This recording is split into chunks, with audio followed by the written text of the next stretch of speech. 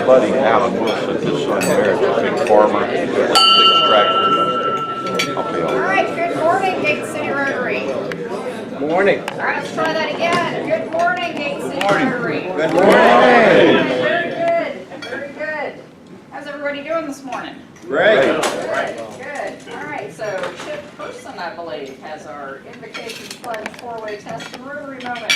Oh yeah. Good morning, everybody. Our invocation, just sort of bear with me here for a minute. The snows are melting and spring has come. This Rotary year is almost done.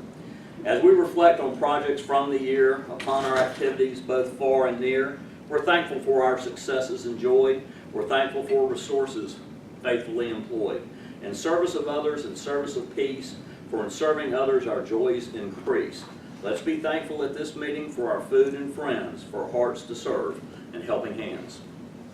Please join me in the Pledge of Allegiance. I pledge allegiance to the flag of the United States of America and to the republic for which it stands, one nation, under God, indivisible, with liberty and justice for all. Of all the things we think, say, and do, Is it the truth? Is it fair to all concerned? Will it build goodwill and better friendships? Will it be beneficial to all concerned? all right, and I would have to say my Rotary moment was, most recent Rotary moment was probably this weekend when Emily got handed that Gold Club award. There were many Rotary moments in the last 10 years, but that was the best one this year. All right, Sergeant at Arms report. We have a couple of visitors with us today.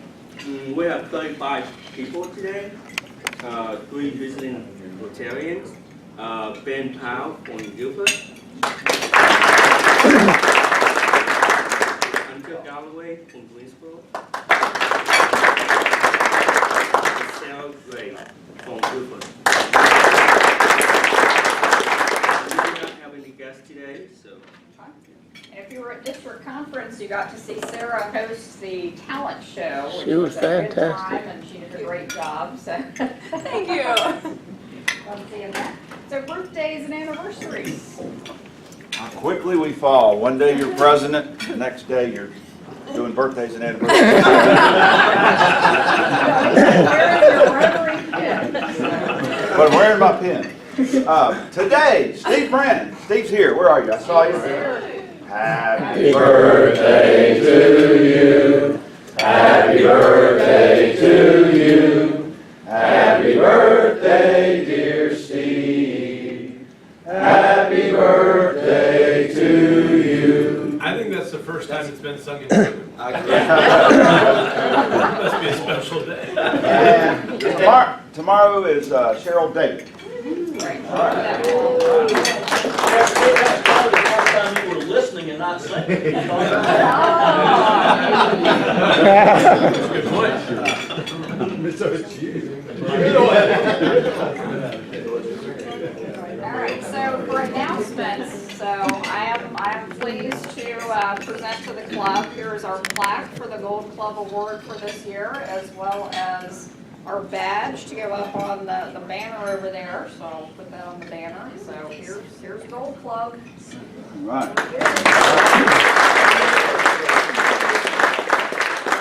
I might add, there's a streak on here. We're the one of only 4 clubs in the district that has got Gold Club every year since the inception of the program. So I think this is number 19. So we should be very proud of this accomplishment. Yep. Very good. Great club. Another indication of being a great club, we are a best class club. And Mike, you want to talk about what this means? Well, yeah, best class was we had challenged all the clubs to become 100% sustaining this year. And it ended up that we had 43 out of 49 clubs that pledged or already are sustaining, and of course our club falls into that category as a best class club. So Emily got this little banner that I had made up at district conference. Yep. Well, and if you want to keep standing, I do want to recognize you got a special recognition at district conference. You got the citation for meritorious service for the Rotary Foundation. So let's everyone give Mike a round of applause.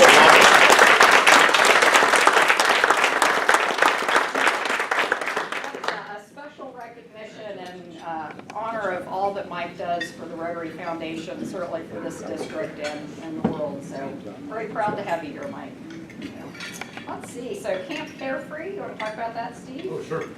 So, thank you for everybody that has signed up.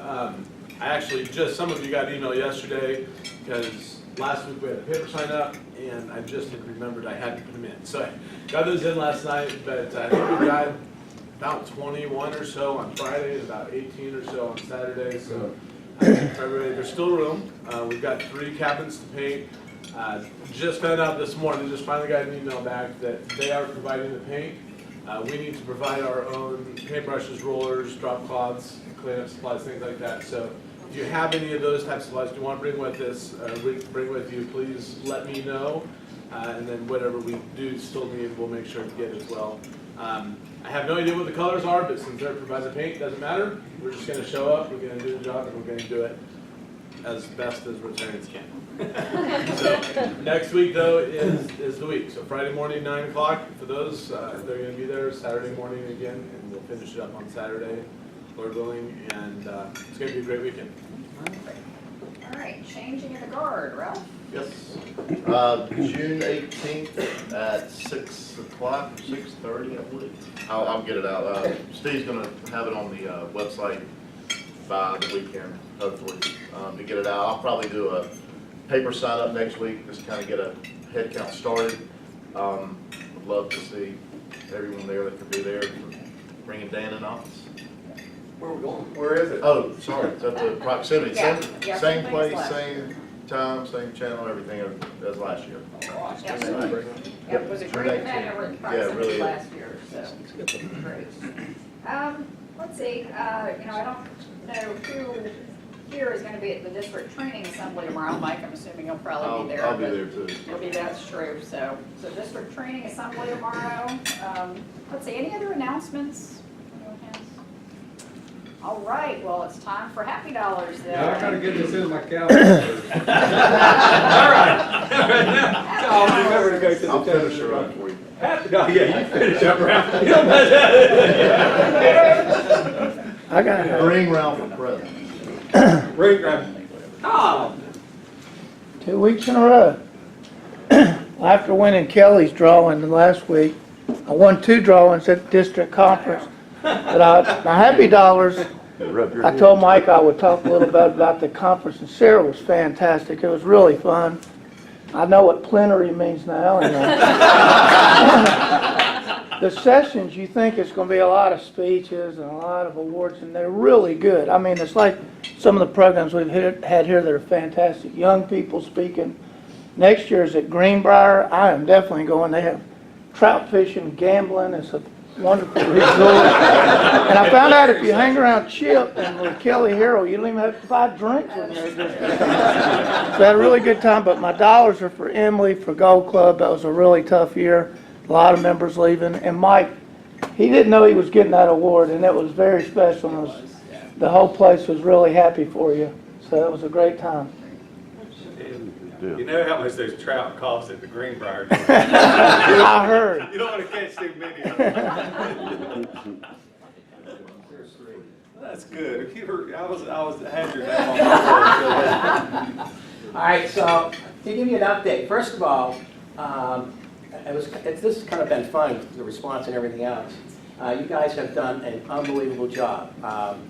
The club has contributed about $1,000, maybe a little over $1,000 to the cause. Absolutely outstanding. Found out some other things. We've been calling him Mike Conrad, but it's really Jonathan. It's not Mike. I found that out yesterday. I called and I said, "Do you know Jonathan Conrad?" He says, "That's me." And so I have 2 Jonathans in the club, I guess, so not one. And then Kim Albertson. There was a John Albertson that gave a contribution. I go, John Albertson, I don't know John, I know it's him. Anyhow, he sent me an email later yesterday and said, I gave you a contribution, did you get it? And I said, yes, but it came under John, so there might be some fishy things going on. I appreciate everything you guys have done, and you know, I'm still scheduled to go to jail on the 13th, so if anybody else like to contribute, please do. You missed something. I did. It's really nice you gave me 3. There was Pride Business Journal. Oh, I didn't see that. Good time. An admission of guilt. Oh, you're right, you're right. No, it wasn't right. I was right. I had the wrong person. It was really you, Buster. Who's gonna give you the money? I'm gonna give you This isn't. Yeah, there you go, there you go. Thanks, John. There's a couple others that go with that. Yeah, okay. So what's the penalty, $1? No, you don't, there's no penalty if you confess. So go ahead. But anyway, You don't get changed, but. well, I wasn't planning on it. Yeah, yeah. I know the Buster back. Yeah, that's right. No, it's a happy time. I have no more tuition payments, so that's a real good one. My daughter graduates from Duke School of Nursing tomorrow, and then after her boards and everything, she will go on the payroll of everybody here because she'll be in the U.S. Navy Nurse Corps. So anyway, it's a great day. Oh, you had another announcement. That was it. You're in the Business Journal. Yeah, well, that's what I gave you the money for, the business journal. Yeah, but you gotta tell us.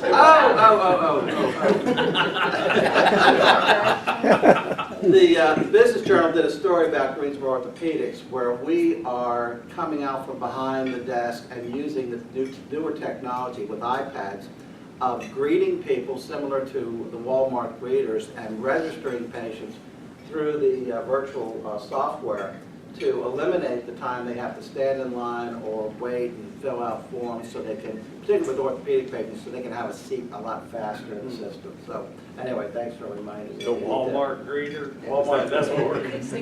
Tell the club how many business Greensboro Orthopedics has had. For the docs, Yeah. 90,000 last year. So, 8,000 what? so sooner or later, everybody in this room, we'll see you. I got one more hip to go. Let's start over. One tidbit, Brian Nelson, a former Rotarian's wife, is the picture in them. Okay, yeah, Patty. Patty Yeah. is Brian Nelson's wife. Yeah. Last week I told you about Glenn's success on the standardized business test, and he's in the top 3% of all students in the nation. He comes home Wednesday night, or last Wednesday night rather, and he hadn't told us this, he has this award. He did a business simulation that so evidently Guilford College is involved in with their business majors. These physics and business are his two things. And they ran a simulation of an electronic camera company. Everything you have to pick the strap, the lens, the pricing, the whole bit. I mean, it's like 400 variables. He finished 93 in the world in this test. They don't know how many people are in it, but it's over 7,000 students, and he was 93rd of all those students. So the price just went up if you need a senior vice president, or anything like that to run your company. Yeah, we're up to maybe $9,000 or $10,000. Anything just to get him started. I was very impressed. Absolutely amazed. Good morning. My youngest daughter, Lauren, is going to be graduating from college this weekend. And she's getting her degree in French. But that's 3 out of 4 I've gotten out of college now. So.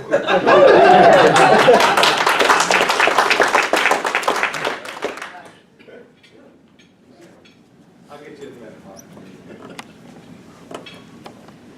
Okay, so as all of y'all know, I was the 71st member. You know how hard it is to get a real estate agent out of bed before 7 in the morning.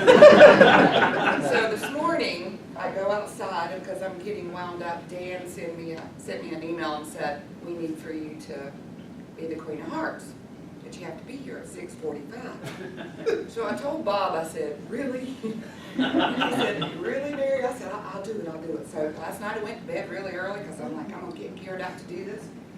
So this morning, my little routine is to go on my patio with my little cup of coffee. At 5:30, I'm there. And Bob and I observed last night when we came home, the neighbor's gate was open, the mowers left it. We forgot to fix it for her because they're never home. 5:30, I hear her daughter calling for the dog. as I'm standing on my patio with my little cup of coffee and my bedroom shoes and my cute little shorties and jacket. And I went, oh my God. So I'm running down, I was like, where's the dog? And she said, the dog got out, Mary, I don't know. And I said, oh my God, we saw the fence was open, I'm so sorry.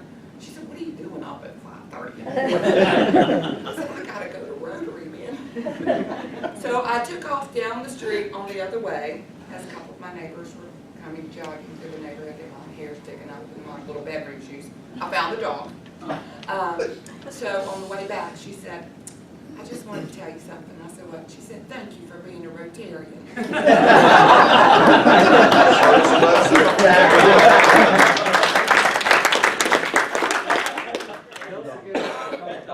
Oh, it's not pretty fun. It's a pretty elaborate excuse for being late.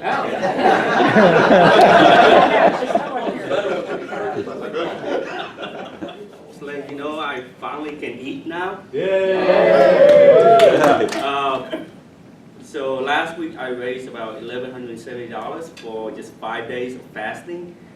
Sylvie raised about $64,000 during the campaign. So in order to celebrate that, I found out a friend of mine got a trawler at the beach. Right. So I bought for 3 days, went out there with a friend of mine. We celebrate, eat, and drink. Went home yesterday, we left at 5 p.m. Got back in Raleigh at 9 o'clock. We decided to grab something to eat, and I was like, since we were in Raleigh, let's just go out. Went out, grabbed a few drinks, whiskey, bourbon, beers. You know how hard it is to get an Asian guy with a hangover get out of bed? Sounds like a George Thorogood song. So right now, getting my tan line, a little tan, and a little hangover. Thank you for being a Rotarian. Bobby, see? Well, you got the four-way, is it the truth? You got that part of the four-way. I'll join John Nossick and James. I'm tuition free. Our daughter Rachel took her last exam and she'll be in Keenan Stadium in Carolina Sunday for graduation, and I just hope I don't get Carolina fever. That's right. Social disease. Well, and just to follow that theme, my daughter Kylie graduates on Saturday from Queen's University in Charlotte, so we'll be tuition free, but not student loan free yet. So still great thing, yeah, to see all these graduations. It is. Cool. Awesome. God, we're getting old. Well, you know, I don't know if y'all really knew this about Grandpappy Lewis, but he was quite the world traveler, and he experienced many things all over the world. And once he went to the running of the bulls, and I asked him what he thought of it, and he said, you know, sometimes life doesn't want to be grabbed by the horns.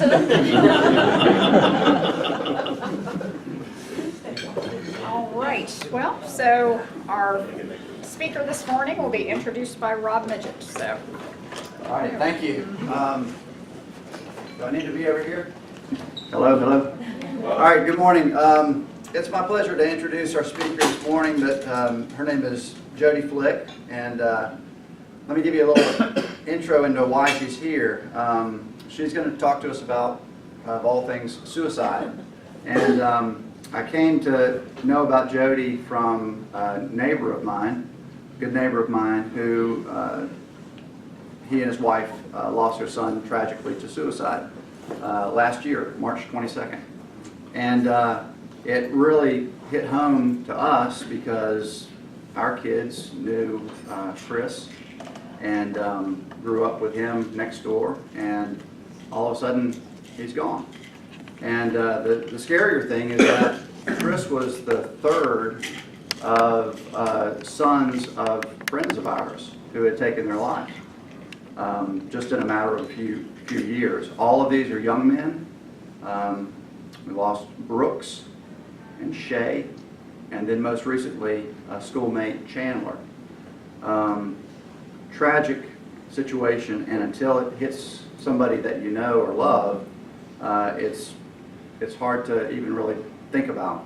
So, I want to introduce Jodi Flick, and Jodi is a clinical assistant professor with the University of North Carolina at Chapel Hill School of Social Work. She has worked nights and weekends. As we were talking about, her travel schedule is pretty hectic. She works as a crisis counselor with the Chapel Hill Police Department for the past 19 years. She's a member of the North Carolina Suicide Prevention Task Force and of the Triangle Coalition for Suicide Prevention, and she also facilitates the Chapel Hill Survivors of Suicide Law Support Group. Jodi is a licensed clinical social worker and has provided direct services in outpatient and inpatient mental health, in emergency poverty relief services, and in medical social work with over 35 years of clinical social work experience. So it's my pleasure to introduce Jodi and have her shed some light on this very serious situation. Jodi? Of course, I started when I was 12. I appreciate you guys asking me to be here this morning. I know this is a difficult topic to talk about, especially this early in the morning. But so when Rob and I were talking about this, what we decided to think about was when this happens in your community, sometimes even when people do everything that's possible, we still lose people to suicide. Unfortunately, the illnesses that predispose people to suicide, many of them are fatal, and we, just like oncologists continue to, even when people get the very best care available, sometimes people still die of cancer. And just like heart disease, sometimes when people get the very best care that's available, some people still die of heart disease. And even though some people, when they get the very best care available, still die of these terrible illnesses. Of course, you guys probably know that most people don't get the very best care that's available. But some of you may be familiar with Army Major General Mark Graham. He and his wife have lost 2 sons in the recent wars. They lost one son in Afghanistan, and they lost their other son to suicide. And he said in a conference, I heard him speak a few months ago, and he said, you know, I knew my son was sad, but I didn't know you could die from being sad. And his wife said that when her son had called her about 2 days before he died, and he said, Mom, there's something wrong with my brain. It's not working right. And after he died, she said, you know, if he'd have said to me, Mom, there's something wrong with my heart, it's not working right, I would have said, you get your butt over to the clinic right this second. Right? But she said, we don't treat people with brain illnesses the same way that we treat illnesses of any other organ of the body.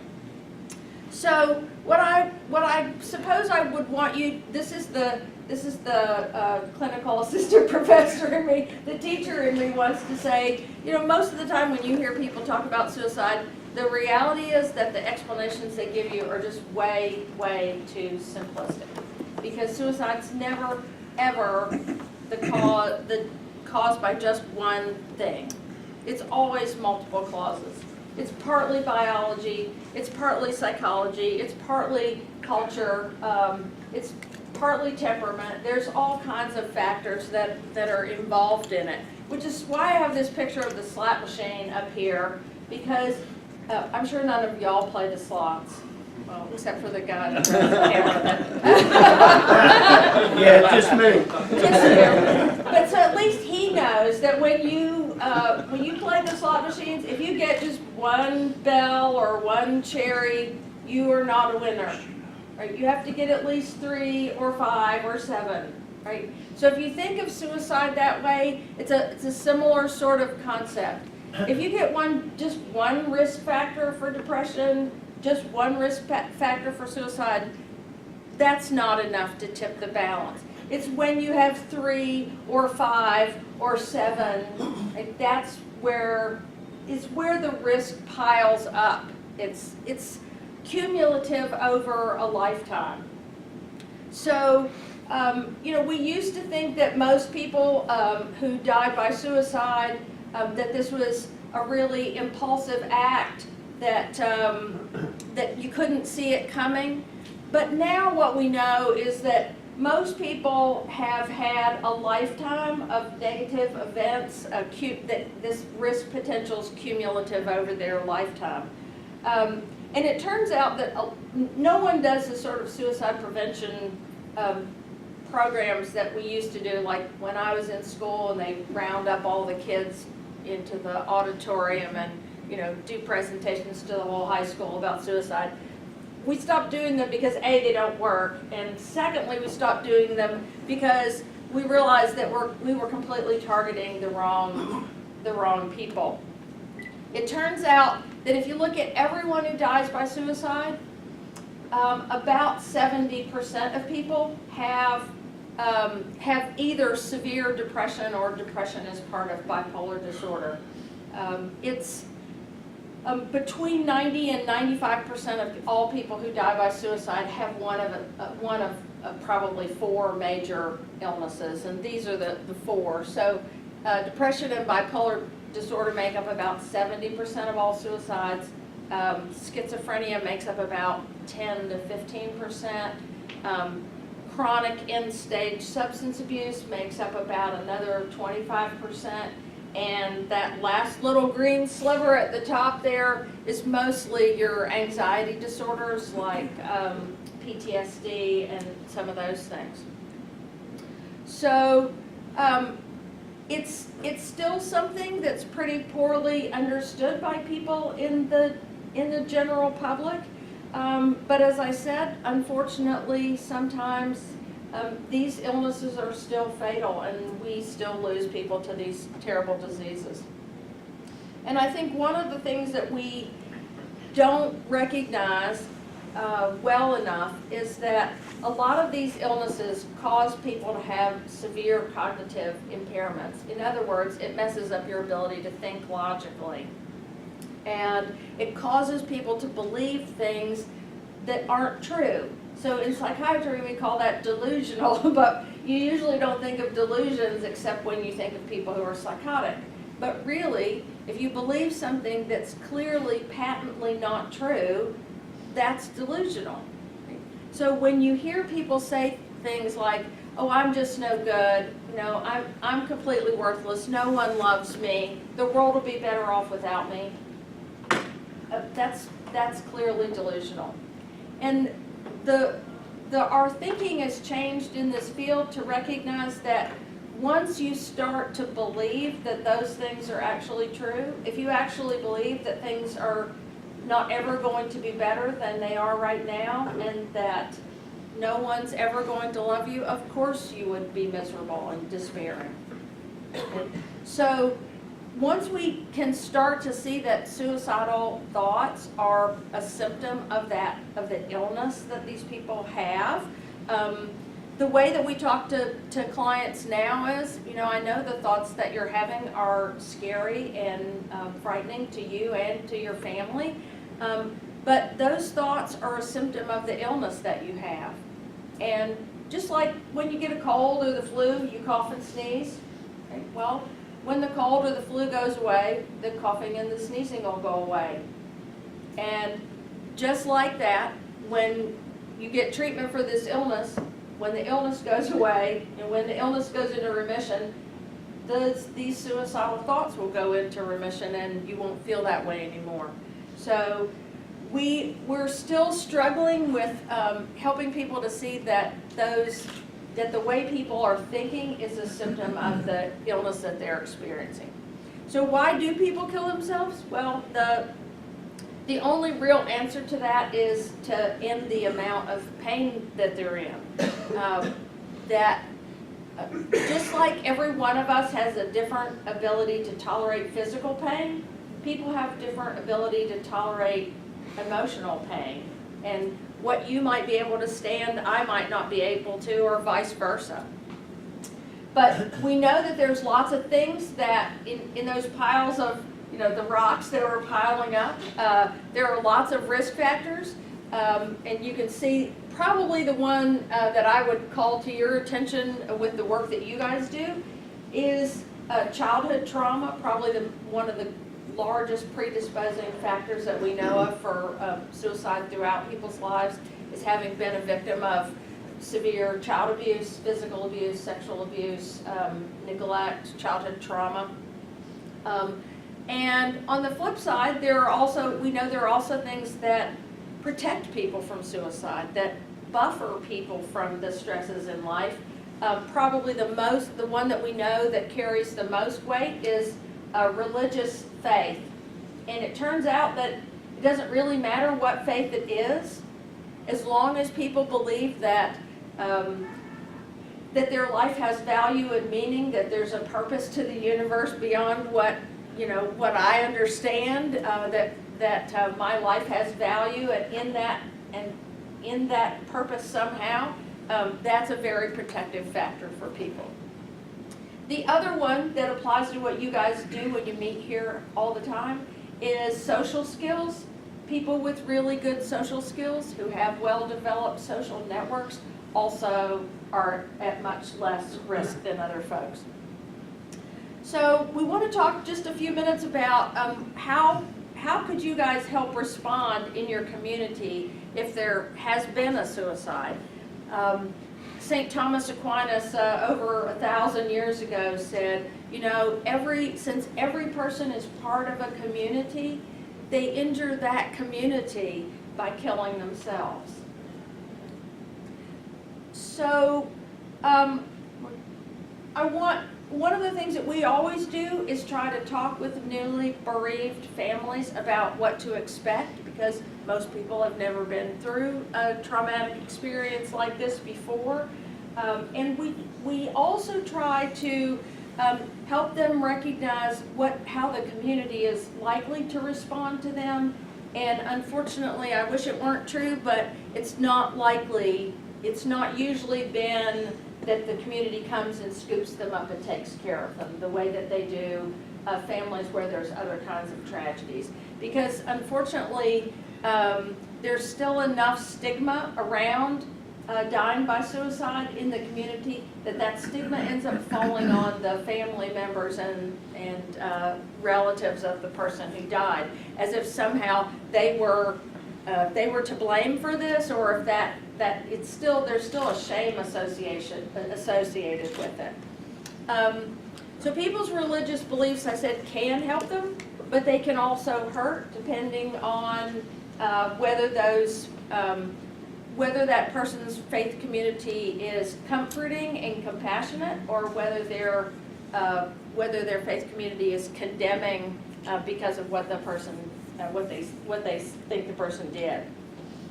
So what we know helps is that it becomes much easier for families once they can start to sort of reframe this issue as, my father, my sister, my son had a terrible illness and they died of that illness. And I will share a little bit more with you about that in just a moment. So just to give you an idea, this is some of the stuff that we talk to families about afterwards. For example, we let them know that, when people die from anything, other people don't know what to say. But when someone dies by suicide, people really don't know what to say. So people are going to blunder, and they're going to say stupid, idiotic things, and they're going to stick their feet in their mouths. And you have to at least honor the fact that at least they were trying.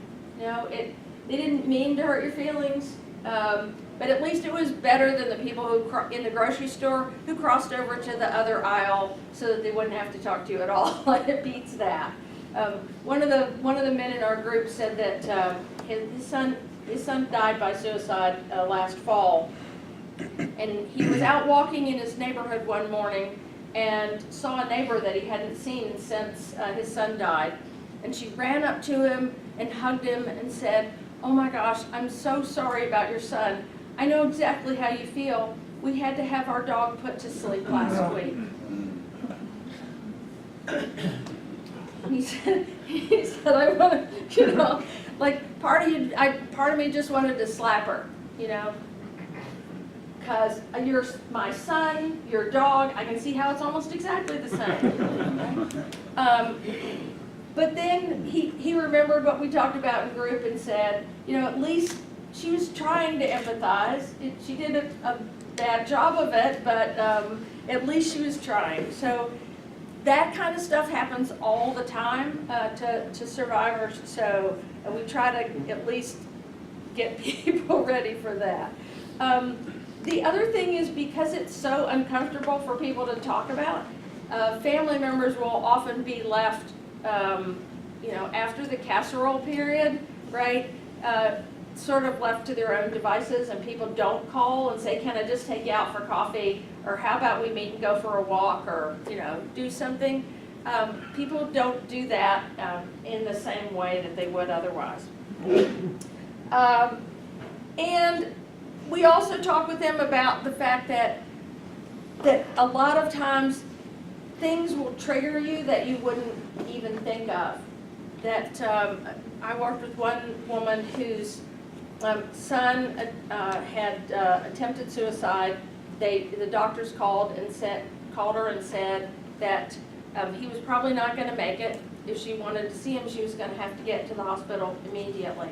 So she jumps in her car. She's flying down these back country roads to try to get to the emergency room. She comes to the train tracks, and there's a train there going by excruciatingly slowly. And she has to sit and sit and sit. And finally, when the train gets by, she gets to the hospital, her son's already gone. Months later, she was sitting having coffee with a friend of hers, and all of a sudden her heart started pounding and her hands started sweating, and she couldn't figure out what was wrong. And all of a sudden she heard a train whistle going by in the distance. So things that you might not even think would trick, sounds, smells, pieces of music, things that you don't even expect will just bring it all back up for you all over again. So what I want to talk to you guys about is partly about how you can help families in these situations. One of the things that people have to do is figure out what they're going to say to everybody else. And of course, we encourage, the survivor community is fairly united around this one thing, and I will say that, is in asking the general community to please stop using the phrase committed suicide. Now, I'll tell you that if you said it this way your whole life, it's going to be extremely hard to stop saying it. I do this every day, and it took me almost a year to stop saying it. So this will be a hard transition. But I noticed that you did it this morning, and I was so proud. I did? Yeah. Oh. No, that you didn't say committed suicide. You said lost to suicide, and I thought it was beautiful. So what the recommended for families is to either say died by suicide or lost to suicide. The same way you would say, you know, we lost my mother to cancer, right? Or we lost my father to suicide. Died by depression. Died from depression, died from a brain illness. Those are also acceptable. Most people say died by suicide or lost to suicide. One of the most important things that people can do is to get support from other people, especially from other survivors. And at the end, I'm going to give you, there is a survivors group here in Greensboro. There are a couple across the state, not a whole lot, but most of the major cities have survivors groups. And if you go to the American Foundation for Suicide Prevention website, you can put in your state and your city, and it'll pull up exactly where the groups are and, you know, when they meet, who the contact people are, and all that sort of thing. We always talk to families about that it's important to tell the truth to people, and especially to tell the truth to children about what happened, because the reality is they find out anyway, and if you don't tell them the truth to start with, then they not only have to deal with what happened, they also have to deal with the fact that everyone they loved and trusted lied to them and betrayed them. So better to start out from the beginning telling the truth. And the other reason for that is people can't support each other and take care of each other if everyone's pretending that something happened that didn't really happen. A colleague of mine runs a survivor support group in New Orleans, outside of New Orleans, and he has a program for children who've lost a family member to suicide. And one day this woman brought her daughter to the group, and it's a day-long program on a Saturday. So she drops her daughter off and she says, Mr. Campbell, I'd really appreciate it if you didn't tell my daughter that her father killed himself. I told her that he had a heart attack. And he said, well, since she's already here, we'll honor your request for today, but then we're going to work with you to talk to her about, to explain to her what really happened. So all through the day, the little girl's going to group and drawing pictures of how her daddy killed himself and talking to the other kids in group about how her daddy killed himself. Gets to be 4 o'clock, and she goes up to Frank and says, Mr. Campbell, when my mama gets here, please don't tell her that my daddy killed himself. She thinks he had a heart attack. Yeah. So you can't be taking care of each other if everyone's trying to pretend that something's going on that's not really what's going on. So what we advocate is that people talk to kids, but at a level they can understand. Your daddy had a sickness in his brain, and it made him not understand that he could get help. Something like that. Made him confused and make bad decisions.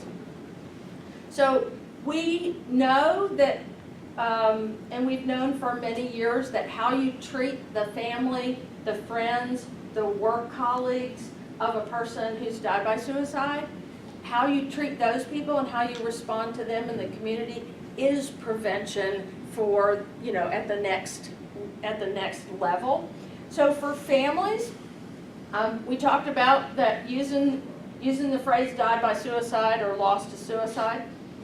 We would ask you guys to help your community pay attention to what's called contagion effect. I don't know if any of y'all are familiar with this, but you've probably heard of like cluster suicides, where it's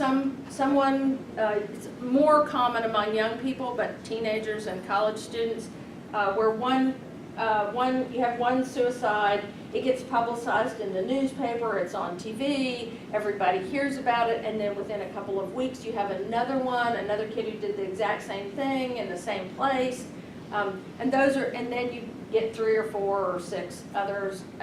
So that's what's called contagion effect. So we work really hard in the suicide prevention community to keep suicide off TV and out of the newspaper for those very reasons.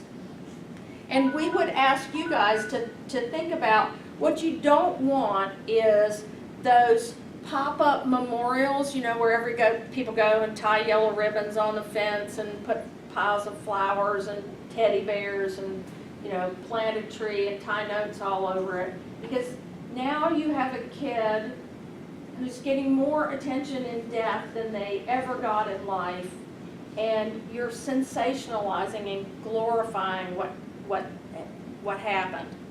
So we advocate that families and communities try to do what we call living memorials instead. So Dale loved animals, and so let's do a fundraiser for the animal shelter in her honor. Something that enhances our community, brings us together, and honors something that person loved and cared about. So I mentioned that one already. One of the big movements is instead of trying to get to all, for example, to get to all kids, to all teenagers or all college students, what we found is more effective is to train the people that we call gatekeepers, the people who work with kids and the people who work with college students. So coaches and teachers and after-school providers and Sunday school teachers, and training those people what to look for, what to do if a kid comes to you and tells you that they're in trouble, that sort of thing. And the two gatekeeper programs that are most used across the whole country are called ASSIST and QPR.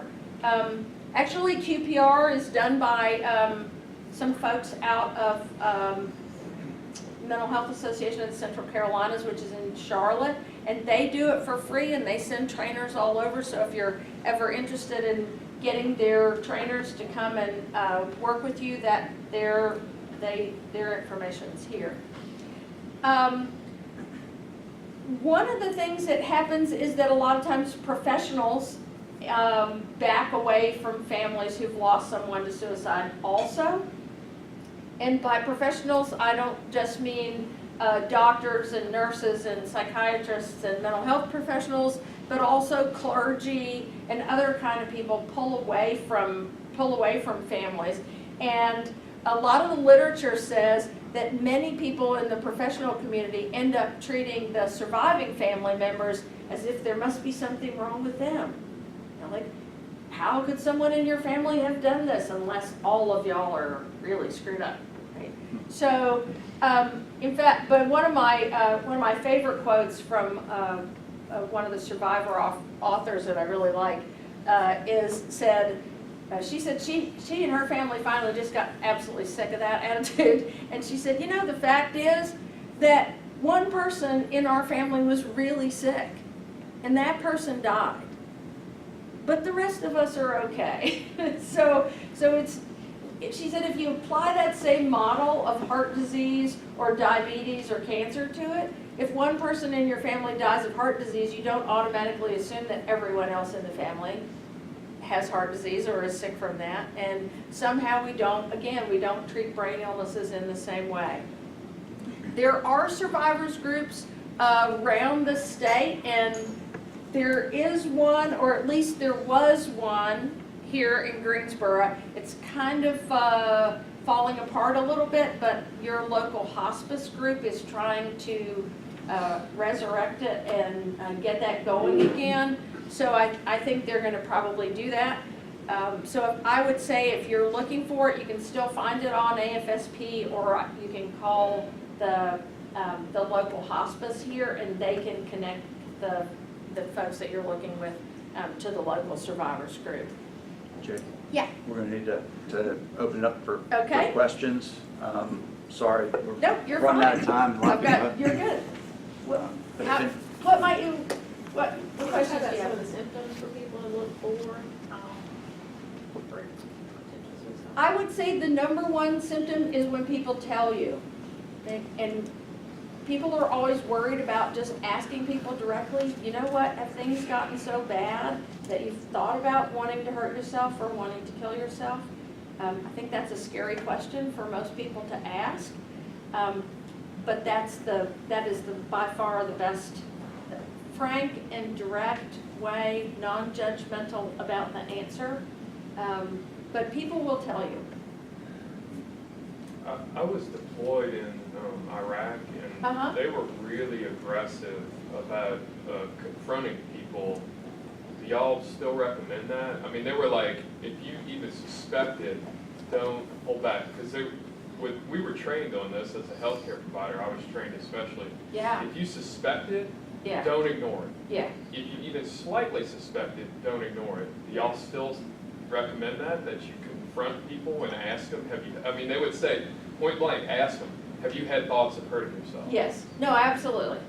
I probably wouldn't use the word confront because, but I do think that, the military has been under such intense pressure because their rates have been so incredibly high that that they've done. Well, they've really tended gone to have lots of murder suicides, so I think confront is a little more. Well, and I will say murder suicides only account for about 1% of all suicides. So it's When you're looking at the big picture, they're the, yeah. But on the other hand, you work with you're working with a population that all own firearms and carry them all the time. So it's a completely different culture. So do that. You're saying like if you suspect If your child, your brother, ask. Yeah. Yeah, And then what? absolutely, you should ask. If you suspect and you get the inclination that they do have a problem, what do you do? Then, Stay with them. if you mean like, if you think it's an emergency at that moment, then I would absolutely stay with them. And Maybe not an emergency at that moment, but you Yeah. know somebody's suffering, and you know that, Yeah. you know. Well, what I would say is that this is probably the most amazing time in history to be in the mental health field, because with all the new technologies around MRIs and CAT scans and PET scans and all the non-invasive ways that we have now of looking inside people's brains, it's completely changing our understanding of these illnesses and our treatments of these illnesses. And the treatments are just exploding. Some of the new ones are, so incredibly effective. So get people to a mental health professional, and I would say especially somebody who is, you'd have to ask around in your community, but who is it that keeps up with the cutting edge stuff that's going on? Because there's some really incredible stuff happening now. Jodi, Yeah. I'm sorry, go ahead. My question is this, you were talking about there's an illness in the brain and that little green sliver. Yeah. If you were to x-ray everyone in this room, would any of us have those? Oh, absolutely. And how do you treat that particular thing of the brain? Well, it depends on which one of those it is. So the treatments would be different for depression than they would be for bipolar disorder than they would be for anxiety. Usually it's a combination of medication and other kinds of interventions, either, it's hard to explain, but either talk therapies. In particular, the gold standard of treatment is called cognitive behavioral therapy. And there are all kinds of new treatments like neurofeedback, vagal nerve stimulation. There's tons of new other kinds of medical interventions that work as well. One more. Oh, sorry. No, okay, sorry. A friend of mine that I used to teach Sunday school with, and still go to church with me, attempt to commit suicide. I have been trying to find out how to confront her and how to talk to her. Is there any recommendation how I can go up and talk to her? Just knowing that she attempts to do this. Yeah, and I would say, I heard what happened and I'm really sorry that things are going so bad for you. Would you like to talk about it? I think it's so scary for people that, but what matters more than anything else is knowing that people care about you and that knowing they support you and that they'll be there for you when you want to talk. And maybe she won't want to talk at that moment, but you can say, call me, I'm here, or I'll have a cup of coffee with you anytime. One more, and then we got to quit. In your chart, one of the biggest sections was bipolar disorder. Yeah. And personal experiences, friends, family. Bipolar medication works extremely well. Yeah. But we see tendencies to, so they're feeling well, they stop the medication. Go off of it, sure. What work is being done in that area to address? Well, what they're looking at with the newer medications is medications that don't have as severe side effects as the older medications do. The older medications are effective, but they have unpleasant side effects to them. So it's part of why people stop taking them. And that if you can, partly it's getting the medications down to the level where they keep the symptoms at bay, but don't make life unpleasant for you. And the newer generations of medicines, that's what they're working at. Ones that work better, but don't have the side effects. So they're making good progress on it. Jodi, will you stay around for other people? Oh, sure, absolutely. All right. Well, very